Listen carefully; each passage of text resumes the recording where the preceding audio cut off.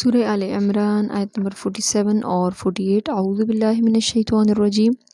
بسم اللہ الرحمن الرحیم۔ قالت، وہ بولی، ربی اے میرے رب، انا کیسے، یکونو ہوگا، لی میرے ہاں، ولدن ایک بیٹا، ولم اور نہیں، یمسسنی ہاتھ لگایا مجھے، بشرن کوئی مرد، قالا اس نے کہا، کذالک اسی طرح، اللہ یخلق پیدا کرتا ہے، ما یشاء جو وہ چاہتا ہے، اذا جب قضا وہ ارادہ کرتا ہے، امرن کسی کام کا، فانما یقول تو وہ کہتا ہے، لہو اس کو، کن ہو جا، فیکون سو وہ ہو جاتا ہے، ویعلمہ اور وہ سکھائے گا اس کو، الکتابہ کتاب، والحکمت اور دانائی، والتورات اور تورات، والانجیل اور انجیل۔ قالت ربی انا یکون لی ولد ولم یمسسنی بشر قال کذالک اللہ یخلق ما یشاء، وہ بولی، میرے رب، میرے ہاں بیٹا کیسے ہوگا اور کسی مرد نے مجھے ہاتھ نہیں لگایا۔ اس نے کہا، قال کذالک اللہ یخلق ما یشاء، اس نے کہا اسی طرح اللہ جو چاہے پیدا کرتا ہے، اذا قضى امرا فانما یقول له کن فیکون، جب وہ کسی کام کا ارادہ کرتا ہے تو وہ کہتا ہے اس کو ہو جا، سو وہ ہو جاتا ہے، وَيُعَلِّمُهُ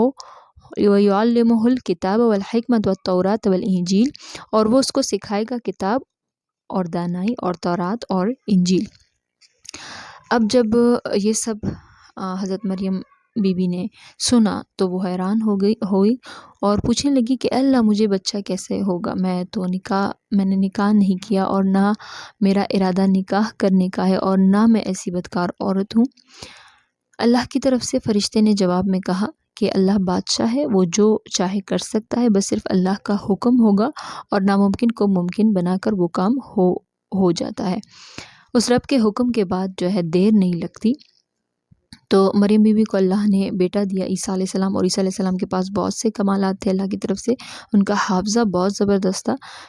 توریت مکمل یاد تھی ان کو۔ جب یہودی علماء کسی مسئلے پر بولتے تھے تو فوراً عیسیٰ علیہ السلام توریت کا حوالہ دے کر زبانی جو ہے پڑھتے تھے کہ تورات میں یہ لکھا ہوا ہے، وہ علماء چپ ہو جاتے تھے، اور انجیل بھی ان کو یاد تھی۔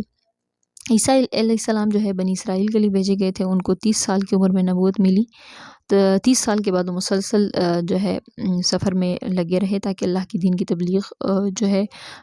کا کام جاری رکھے، اور اسی وجہ سے ان کو مسیح کہا جاتا ہے۔ یہودی نے تورات کا سب کچھ الٹ کیا تھا، تو انہوں نے جو ہے اصلاح کی کوشش کی اور ان کو یہود کو بار بار احکامات بتاتے تورات کا، انجیل کا، اور سکھاتے، مگر یہود بالکل باز نہیں آئے اور نہیں مانتے تھے، الٹا عیسیٰ علیہ السلام کے دشمن ہو گئے، اور سیدنا زکریا علیہ السلام کا مریم بی بی کے ساتھ زنا کا الزام لگائے، نعوذ باللہ، استغفر اللہ، اور آخر کار یہودیوں نے زکریا علیہ السلام کو بھی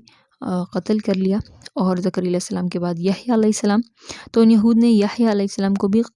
شہید کر ڈالا، اور پھر عیسیٰ علیہ السلام کے پیچھے جو ہے لگے۔ یہودی علماء کیا کرتے تھے، باقاعدہ حکومت سے باقاعدہ پیسے لیتے تھے، تو حکومت کی مدد سے یہود نے عیسیٰ علیہ السلام پر مقدمہ چلایا، اور پھر ان کو پھانسی کی سزا دی گئی، اور جب پھانسی کا وقت آیا تو عیسیٰ علیہ السلام کو اللہ نے آسمان کو اوپر بلا لیا، اور قیامت کے دن عیسیٰ علیہ السلام واپس آئیں گے اللہ کے حکم سے۔